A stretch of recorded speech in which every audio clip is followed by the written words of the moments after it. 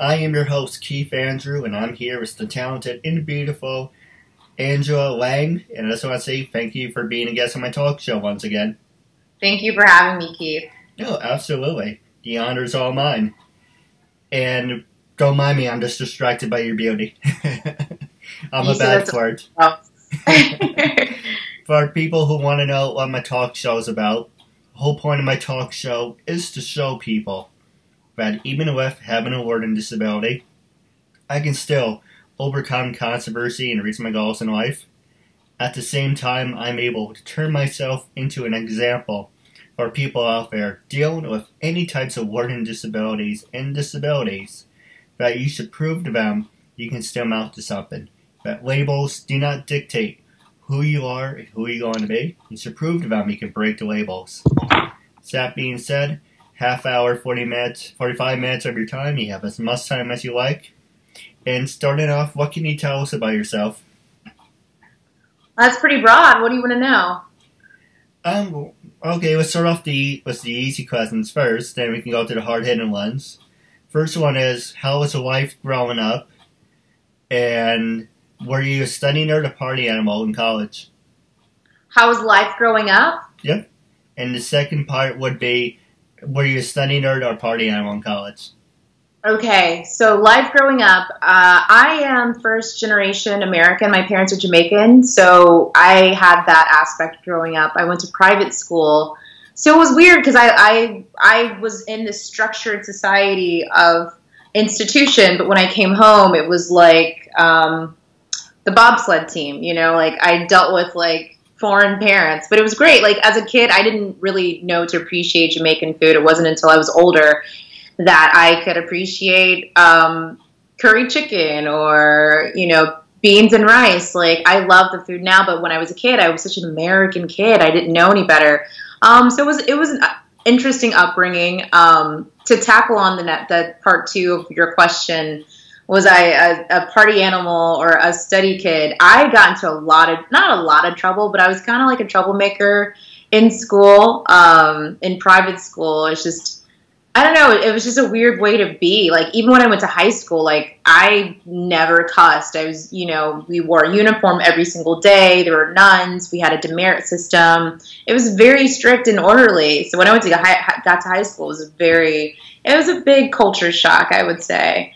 But in college, I was kind of both. I was never outrageously studying or outrageously being a crazy sorority girl, even though I was a sorority for a second. I dropped out. I was never a huge partier, but I mean, I probably did my fair share like most kids in college, though. Yeah.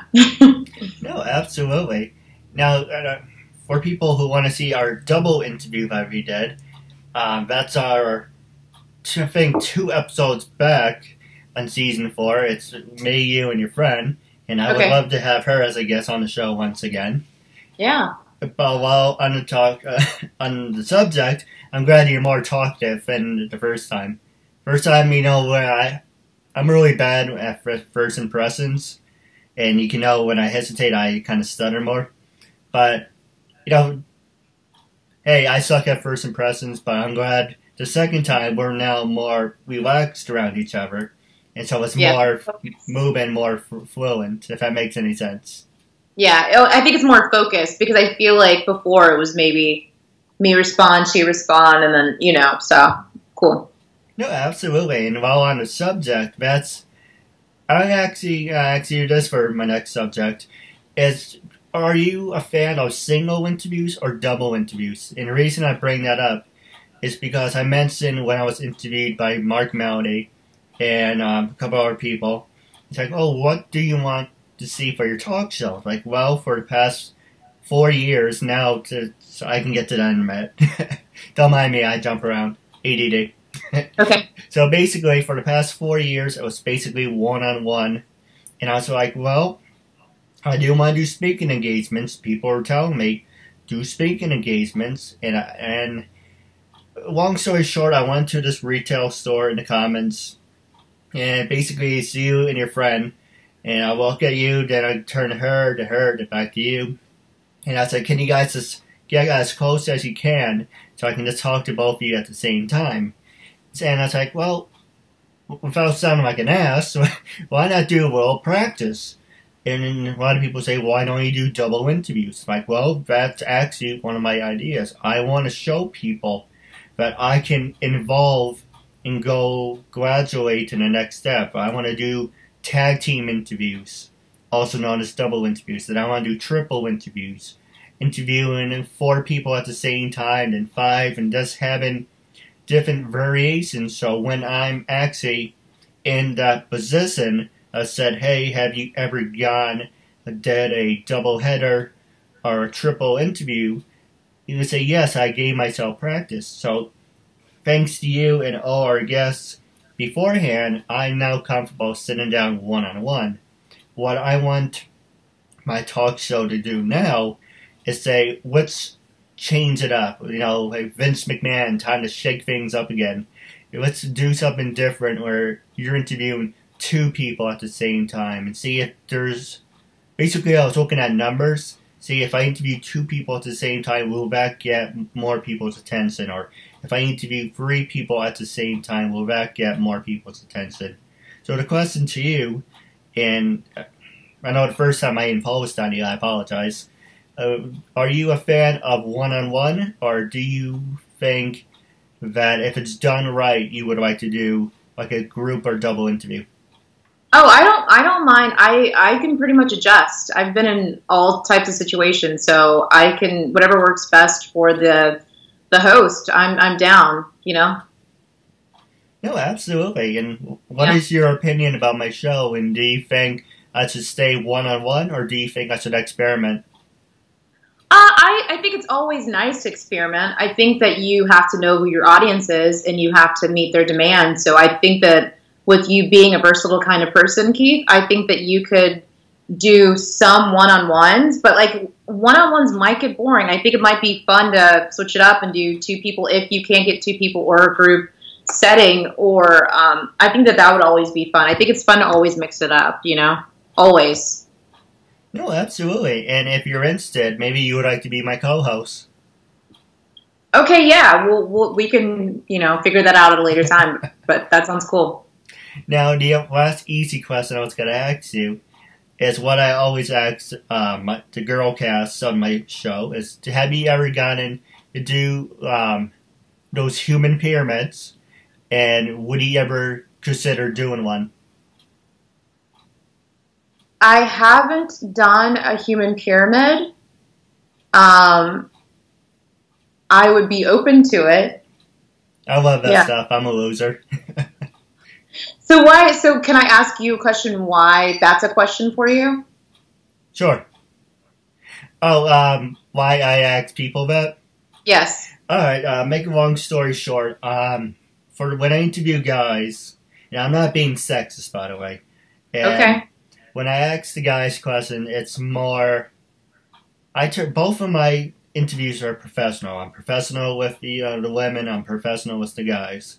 But for the girls, I can, you know, not to sound like an ass, I can flirt with you guys, and, you know, I can open up more, and it doesn't matter if I say something stupid, but you know I'm being sweet, I'm being kind.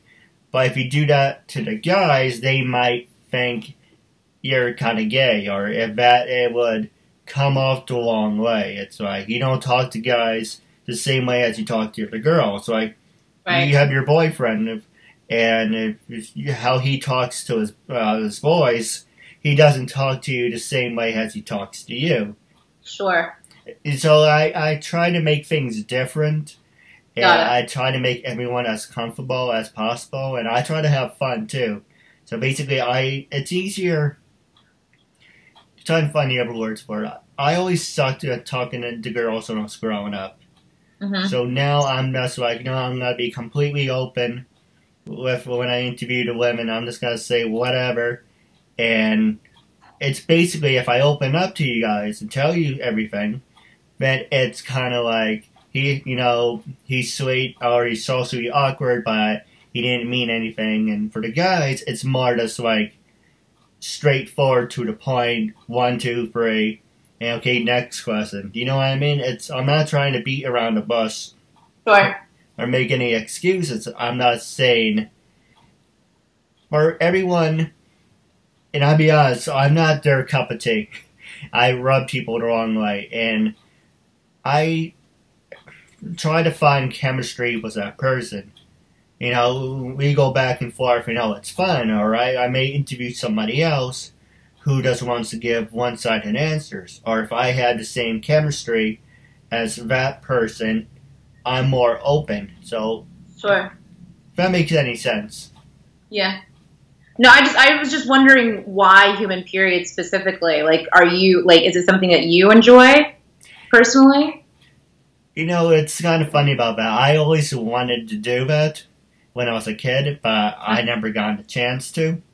Uh-huh. So basically, I was coming up with a list of questions, you know, asked about childhoods, you know, did you do any sports? And I'm like, you know, lots Bill O'Reilly, Bill Maher, you know, talk shows.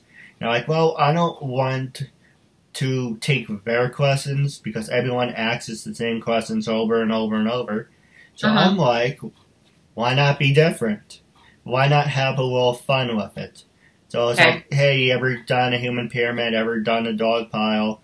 Whatever. I'm experimenting with every interview and every question. So eventually I'm going to change them up to something else. But for right now, you know, I like seeing people's reactions to it. Got it. Okay. Cool. Well, you answered that for me. Cool. No problem. Sorry to beat around the bus. It's just, you know, it's kind of hard to think about it, like, when you're being called out on it. But just say I'm a big fan of it, and I'm a loser. Doesn't make a long story short. No, it's okay. It's the interviewer and me interviewing you while you're interviewing me. Actually, it's kind of funny to mention it for my next question. Would you be interested in interviewing me? We can do our own little special where we can make it your show and you can interview me. Would you be interested in that idea? I think that'd be cool. And now the next question I was going to ask you is who influenced you to start your career and what were some of your biggest moments? Oh, gosh. Okay. Who influenced me? The younger crazy Andrea influenced me. I mentioned this on the last video that we did. I remember back then we didn't even have a video recorder. We had a tape recorder. And so my siblings and we would pop in Michael Jackson or Madonna and we would like sing to them and dance to them and just like impersonate them. And that was fun for me. And I've always been kind of like squirrely and rascally and kind of a little troublemaker. So, that was just natural. Like being a natural entertainer was just like, it was fun. Like just being like a little rebel and then performing and then finding out that like, oh, you perform well and you're funny and you make people laugh and you're personable. So I kind of just applied all those aspects as a kid to an adult and here I am today. So that influenced me. I love Oprah, of course. I think she's awesome. I think she worked very hard to be where she is today and she's just killing it. So yeah, she's probably one of the bigger influencers for me. And then, what was the second question? Oh, I forgot. The biggest moments you had. Oh, biggest moments. Gosh. I don't know if they'll ever end. Biggest moments for me are, Well, recently you said you're at a red carpet event. Okay, so the obvious big moments, I did work on a Sundance film in the Philippines in 2012. That was amazing. Probably the longest flight I've ever taken. That was just a really, really awesome experience. But as of actually next week I'll be going to the American Black Film Festival to do red carpet interviews. So that's going to be awesome. I took a workshop in New York with NBC. They have a hosting program. So I was selected to attend that. And then I was selected from there to do the red carpet interview. So that's going to be really, really awesome.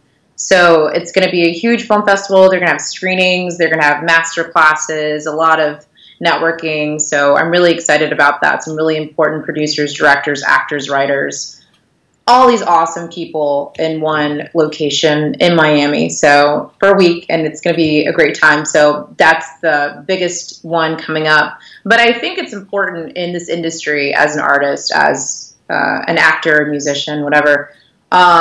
It's important to look where you've been and appreciate those moments, because I know it's very trying. You get no a lot constantly, more than you'd prefer. But you do get some love notes along the way. So I think you have to remember those accomplishments too.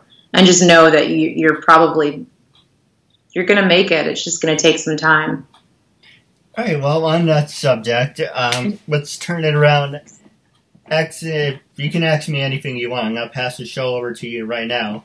Was there anything you wanted to ask me? Gloves off. You can ask me anything you like. Do you want me to ask you now or save it for when I interview you? We can have fun with it. It's completely up to you. We can do a practice run now, see how it goes. Unless you want to save it for later. That's up to you. You tell me. Hey, what do you want to... Well, the interview can go back to both sides, but one question I do want to ask you, then we're going to take a break, and then we come back, and I'm going to pass the show over to you. Okay. Is you mentioned NBC has a hosting thing. Mm-hmm. Number one, how can people be interested in, if you're interested, how do you go about that? And number two, do you think I would qualify for the red carpet or getting myself out there? Do you think I'm professional enough? I know I ask stupid questions, and I flirt with people. I don't think your questions are stupid. Here's what's interesting about the Keith Andrew Show. You have a really good platform. You have a market that I think a lot of people feel maybe they don't have the potential to, but you saw right through that. You saw that what you have to offer is, you're not going to let your disability affect you or slow you down. So I think that's amazing. Number two, I don't think that you ask stupid questions. I think that you say that because you feel like it might comfort the viewer or whoever you're interviewing. I don't think you ask stupid questions. I think it's more of a comforting word that you like to use to make both parties feel comfortable. I don't think anything you have to say is stupid. I don't think that you're rude or disrespectful. So I don't think you ask stupid questions. I think that, I think you definitely could qualify. People just what we have to realize is that you have to do the research. What's your market? Who do you want to work for? Are you researching them? Are you following them? Social media is more accessible than ever. We have Twitter, we have Instagram, we have Facebook. There's so much out there. There's no way that you should not or could not be following these different networks. For me, this one specifically was sent to me by my manager because she knows that I have a focus on hosting aside from acting. Right. I've been hosting for like 6-7 years. I started out freelance. I've helped out. I think it's what network was that? I think it was maybe Fox. I did interviews at the Fox Theater, and I interviewed Catherine Scorsese when she was here for her film Elf on the Shelf. So I helped with that. I helped out with a company called Mood Magazine, and I got to interview Akon and some of the people on his team, which was amazing too. This is all before, I got signed with the manager or all that stuff. I had an interest. Life met me halfway. It kind of, synced up. But to answer your question about how people can follow or find these, on Facebook, NBC, CBS, ABC has different initiatives. They have different programs. Now more than ever, they have more diversity programs where they're inviting people of different backgrounds, different disabilities, different colors, different speech. They have one specifically for Asian. They have one specifically for African American. They just literally had one for Latino. I think it was ABC. But if you go on Facebook and you look up these different networks and you can look up they have different initiative programs. So just look that up, follow it. And just hop in there, 2 years ago, I applied for I think it was for the ABC Discovers program. And they accepted my application, and I flew out there for an audition. I didn't hear back, which is fine. It happens. But, they're out there and they're willing. You just got to meet them halfway. You have to show the interest. You have to have the interest within you, apply yourself. And then, I don't know, things kind of fall into place. But you have to do the homework. You have to do the research, But for you specifically, Keith, definitely, for sure. I don't know, are you more of an actor or are you more of an interviewer? To be honest, I'm not really funny.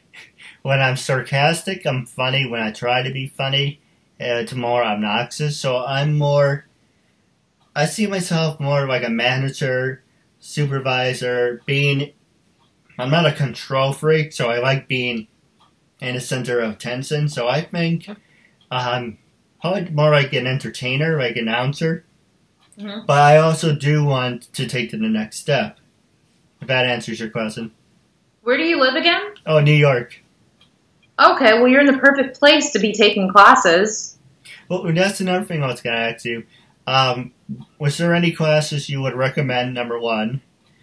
And the other one is, do you have to go to college, or do you need it? As like, perfect example, if you have the money, is that fine, or do you need some other backgrounds? Like, what makes you qualified?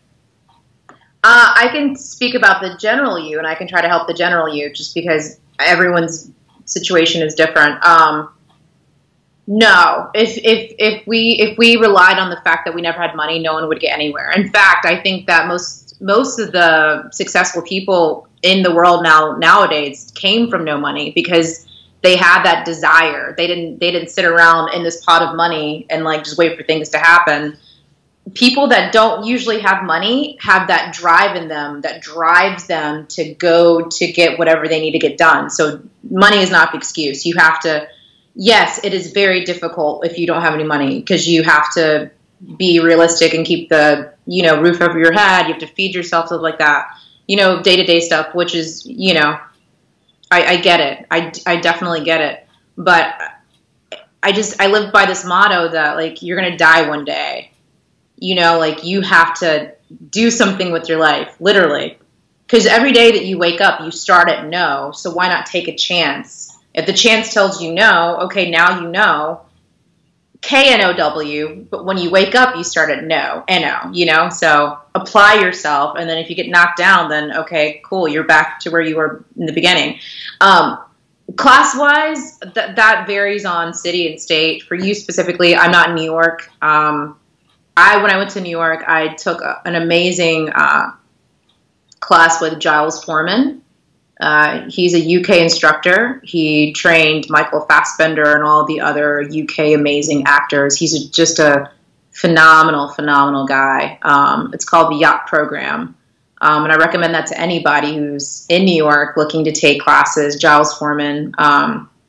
His schedule varies, so I'm not exactly sure where he is right now, because he's traveling. Literally, he travels all over the world and teaches classes. So he's amazing. I could tell you about classes in Georgia, but New York, that's different. I don't think that you necessarily need to. I think that going to college to take like theater or fine arts, stuff like that, it never hurts. I'm sure it increases your chances, but you don't necessarily have to have the degree, because there's other ways around that. Because no matter what, as an actor, you still need training. You still need to get into classes. You still have to do things. Get into local theater. Do voiceover. Take classes. There's no wrong or right way, but the only wrong way is to make excuses. No, absolutely. No, I agree with you. I didn't mean to interrupt. I apologize. You're good. Now we're going to take a quick commercial break.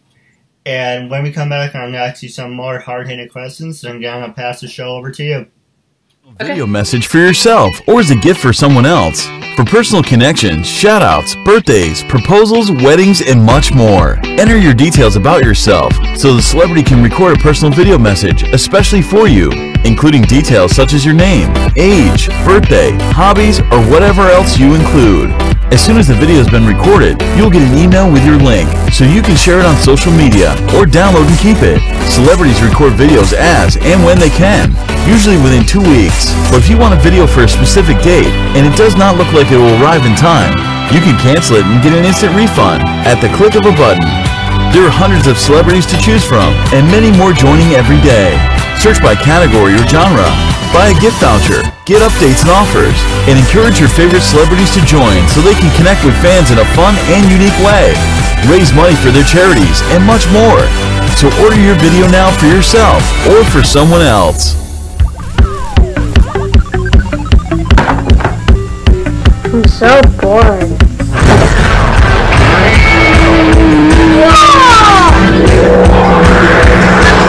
Want to see something really cool? Now you'll never be bored again with Loot Crate, a totally bodacious mystery box packed with awesome toys, radical games, and other surprises. And the best part is, you can get Loot Crate delivered right to your door. So don't delay. Ask your parents and order today. Everything okay in there? Yeah, everything great. I love Loot Crate. Ladies and gentlemen, I am your host Keith Andrew. Along here is the talented and beautiful Angela Laing, and I just to say thank you for not getting sick of me and being a guest on my show once again. Not sick of you yet, Keith. Not sick of you yet. Well, give it time.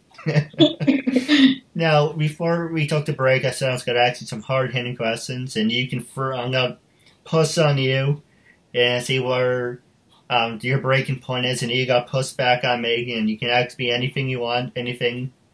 Basically, I was told by my good friend Michael Zwansberg, if I'm off the record, sometimes with the guests, you need to push on them to see how far you can push them until it's like, okay, I'm not going to answer the question anymore. And it makes it more entertaining. You have to make sure you don't come across as a dick or a bully, but you're trying to make it entertaining. You're making it more fun for the guests and for you. So it gloves off. You can ask me anything you want. But the first thing I do want to ask you is racism. And actually, now before we get to the racism, that's the second one.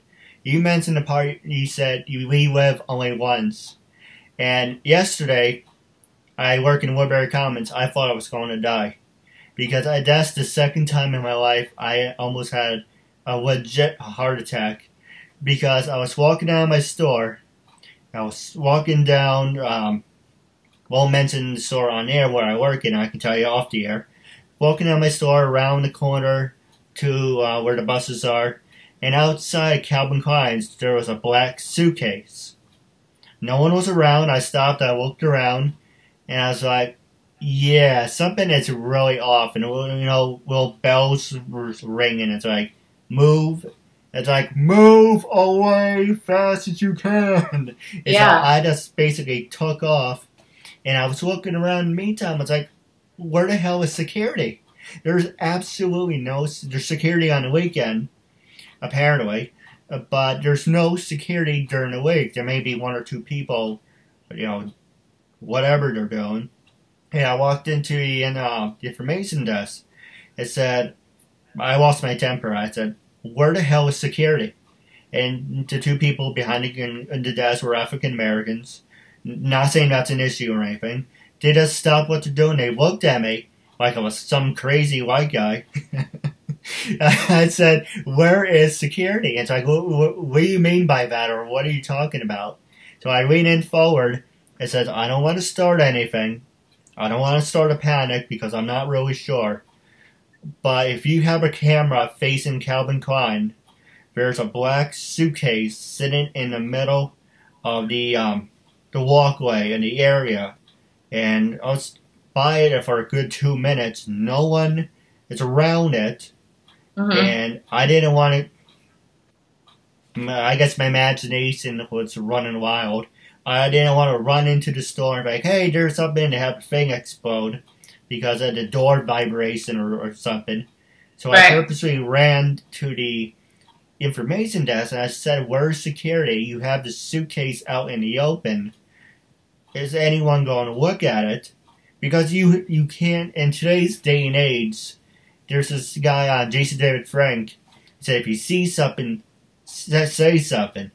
You're not going to say, oh, it's a suitcase. What's a big deal? And just walk away, and then something happens. Then you feel responsible because you could have said something. So what happened? I don't know. I told a woman, and she said, okay, I will look into it. Me and my dad were leaving the Commons. At the time, a police car came in, but he pulled someone over, and I don't know why he did that. I guess the guy was speeding, but he pulled in as we were pulling out, and I was like, oh, maybe they're going to check it out, but no news on the Commons being evacuated or anything. But just the fact that there's a lack of security, and I don't mean to complain to you or just tell you, because this bothers me, so I'm just venting. It's basically the Commons. When you ever been to Woodbury Commons? I haven't. Basically, Woodbury Commons is on the watch list because it's the second biggest mall in North America, and thousands of people travel there. Whites, blacks, Asians, Chinese, Japanese, Koreans, Germans, Russians, people from the United UN, everyone goes there. They may not speak English, but they know if you say Woodbury Commons, the first thing they say is sale, and yes, they know. Just trying to make you laugh. But it's on a watch list, and when I saw that briefcase and what's happening in London, I know we're getting off subject, but I'm just saying that if you guys see something, you should say something. And I did the right thing. I don't know if they followed up on it. Make a long story short, it's just unsettling when you see stuff like that. Especially when you're in Georgia. I don't know. Georgia's like New York City because I've never been in Georgia. But have you ever gotten a scare like that when you saw something and you thought it doesn't look right, but you kind of walked away, or you said something? You ever been in that type of situation?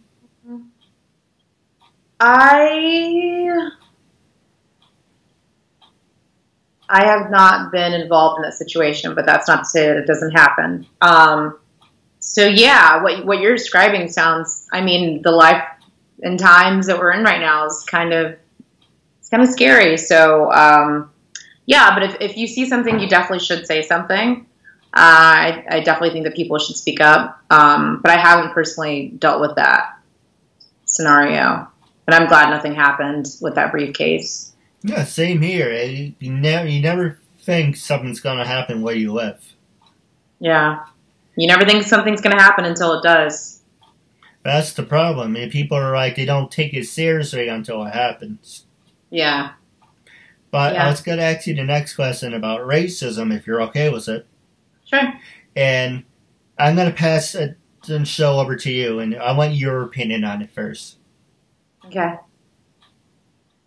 Oh, okay. Just in general. Yes. Okay. It sucks. But I feel like we're now in a blended population. Like, it's only becoming more blended every day. So I think racism is foolish. It's a false fear. It's just, I mean, I think it's stupid. You know, I've dated outside my race. Like, it's no one's a pure breed. We're all mixed with something. So to be racist is just kind of like, it's kind of funny, you know? I don't like chocolate chips in my ice cream, so I guess I'm racist against chocolate chips. But yeah, to be racist against another human being, just despite of their color, race, religion, all that stuff, it's just foolishness, you know? Well, perfect example. If I was your boyfriend or you were my girlfriend, it won't matter to me, but for anyone else, they kind of look at you funny. It's kind of like you have to break that stereotype that you can't help who you fall in love with, but at the same time, you do have kind of like, do you think there's like a backlash saying why you with him and why you with her? Do you think that it's ever going to change? Like, why would that change my life? Like, right. If you were happy, why would that concern me? Like, I don't understand how it's a personal concern of mine what color you're dating. Like, I can't even process how that's, like, even a topic. Like, we have so many other issues to tackle. Racism is just not a thing that we should be focused on right now. If someone's happy, like, let them live their lives. Do what you want. Date an alien, in fact. Like, I would think that would be amazing. I would promote humans dating aliens because that would be really cool. Give it time. I don't care about the color. I'm pro mixed babies. I think that they're the most beautiful babies in the world. Not being racist against pure breed babies. But yeah, I genuinely don't care. If you're happy, then cool. It has nothing to do with me. I'm not concerned. No, absolutely. It's just basically ignorance and stupidity. And like I said, there's a whole bunch of other stuff going on. Yeah, totally. Like, my cat doesn't even know racism. He hangs out with other dogs. He thinks he's a dog. He does know love. Right. That's the focus. He's not concerned about why a dog's a dog and how it barks and why it does what it does.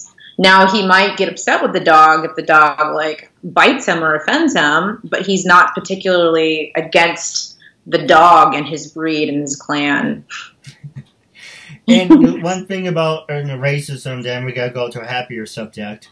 Okay. It's basically, I forgot what it says. You're not born into it. You're basically taught to it. Yeah. So if you're around ignorant people, then you would think it's okay. Right. But yeah, it's like you said, I lost my hands with it because we have more important things to talk about, and it's kind of like...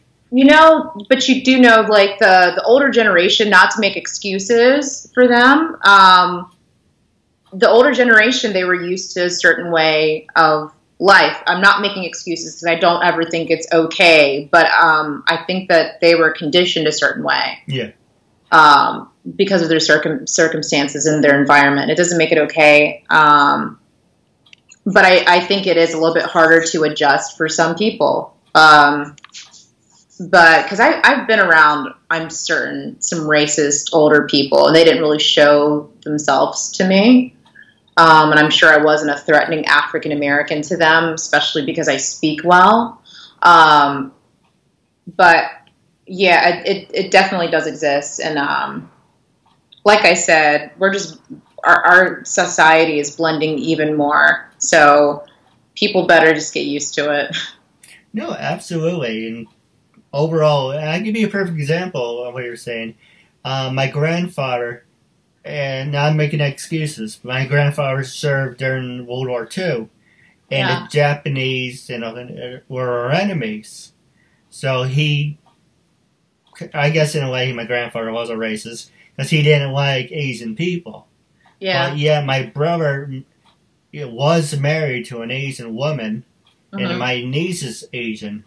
And so basically, it's a generation thing, you know. If you're in a situation at like wartime, it's like us against the Muslims. It's basically saying not all Muslims are bad, and as in World War II, not all Asian and Japanese people are all bad. Right. But you're in that bubble of saying, how do you find the good ones from the bad ones? And that's where all the problems start. And it's not just Asians and Muslims and blacks or whites. This is how I'm going to say it now, wrapping up, I'm going to pass the show to you. It's every group isn't perfect. There's a lot of nice white people, there's a lot of white trash. There's a lot of nice black people, and there's some gangbangers. And there's Mexicans, and there's some are nice, and then you have, the gangbangers. And then the same thing with the Asians and the Muslims, they're really nice, and then you have the terrorists. So basically, say you have a $100 bill, and you cut that $100 bill in half. Ooh. And now you're 50-50. And I don't mean to piss you off, but I see that look in your face. No, I was literally envisioning cutting a $100 bill in half. Just an example. And so you have 50-50. So the point is 50% it's what you expect it to be. And then there's the other 50% of you don't know what that person or group of people are up to. And that's where the whole racist thing comes. Because it's a whole mixture of everything, and you don't know what it's about. Not saying I'm a racist or anything, I'm just trying to make an example. Sure. Without trying to butcher it. Yeah, I hear you, yeah. There's good and bad in every single race. Yeah. No, absolutely. Now, with the last 2 minutes left, I'm going to pass the show over to you. How can people follow you on social media? And do you have any funny stories, anything you want to promote? This is your time, after all. Oh, gosh. Funny story. That's not really funny. Oh, okay. Well, this one's kind of funny. This one's kind of, I guess it's kind of funny. Anyways, I'll just say it. So I auditioned for Adult Children of Divorce. It's a film that came out. Adam Scott's in it. It came out a couple years ago. Funny movie. And one of my friends was going out of town, so she was having a going away party at this venue called Ormsby's here in Atlanta, Georgia. And so I'm walking up and I see Adam Scott. And so I'm like, I have to know, because I never heard back. I have to know who got I can't remember the role, but it was one of Adam's friends in the film. So I walked up to him and I asked him, because we have more celebrities here in Atlanta just because we have the tax incentives, so people are filming all the time. So you just walk into people constantly. Right. So I walked up to him and he doesn't know me from anybody. He has no idea who I am. He probably thinks I'm a random fan. So I walk up to Adam Scott and I'm like, hey Adam, really random. Who got the role of such and such? And the guy beside of him is looking at me, and he was like, oh, I remember you. And it's late at night, and it's a bar. So I'm like, I don't think that you do. And so Adam's I can't remember what he said. The guy responded again. He was like, I remember you. I remember your audition tape. So he was actually the writer for the movie. And so I dismissed him like some random drunk guy. And he was the writer for the film, and he was like, I remember you because I saw your audition tape. So I was like, oh, great. So anyways, we go inside. They're having the wrap party for that specific film the same night, which is crazy. So I go downstairs. I see one of my friends who works in the extras casting. And she's like, come in. And then I see the director. And he was like, oh, hey, yeah, you're funny, blah, blah, blah. So we end up being friends. I'm hanging out with them at their wrap party downstairs in the basement. And then we end up hanging out that night, and we go to another well-known venue in Atlanta, Georgia called Claremont Lounge. And Adam Scott's giving me pointers. He's like, yeah, you got to move to LA. He's like, Atlanta's great, but all the big stuff's happening in LA. So that was it was just an interesting turn of events, running into a guy that was like, I know you. But how many times is someone I know you, and they literally know you, not only know you, but they've seen your audition tape for the film that you happen to be asking Adam Scott about. Anyways, so that was just an interesting occasion that happened to me. So the way people can find me, I keep forgetting. Okay, so Twitter, it should all be the same. It should be the same. Twitter is going to be at the Andrea Laing. Instagram will be your favorite Andrea. You can follow me there, or you can go to my website. It's going to be andrea-lang.com. The original Andrea Laing is a fitness instructor, and she won't let me have the website. Let me have the website. But it's andrea-lang.com. Andrea, Andrea -LAING.com. Yeah, absolutely. And now I do have a couple questions for you off the air. But wrapping up, I'm a big fan of Bill O'Reilly, even though I think Fox really took a shit on him. Long story about that. Basically, Bill O'Reilly is one of the big stars on Fox News. Mm-hmm. I don't endorse what he did, but as a professional, I always like the factors. So going on the record, doing a little hand thing he does, going to do spin stops here. So going on the record, when I first approached to be a guest on my talk show, what was your first honest reaction? And after being a guest on my show once again, and doing a full interview instead of a short one, how you feel about me now, besides being an asshole? I don't think you're an asshole. I'm starting to wonder if I kind of think you want to be an asshole, since you use the word so much, because I don't think you're an asshole at all. I'm probably a bigger asshole than you are.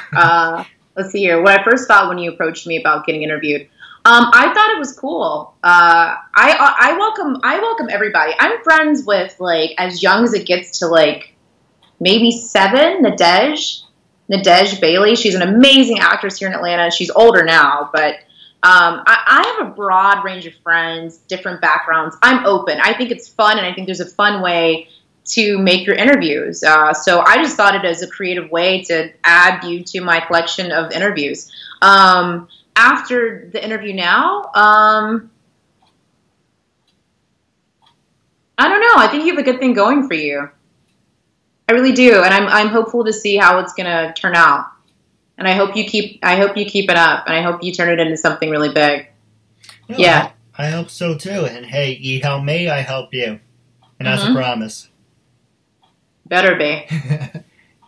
Because I can't pinky swear you through this. Well, you have my word, I promise. Cool.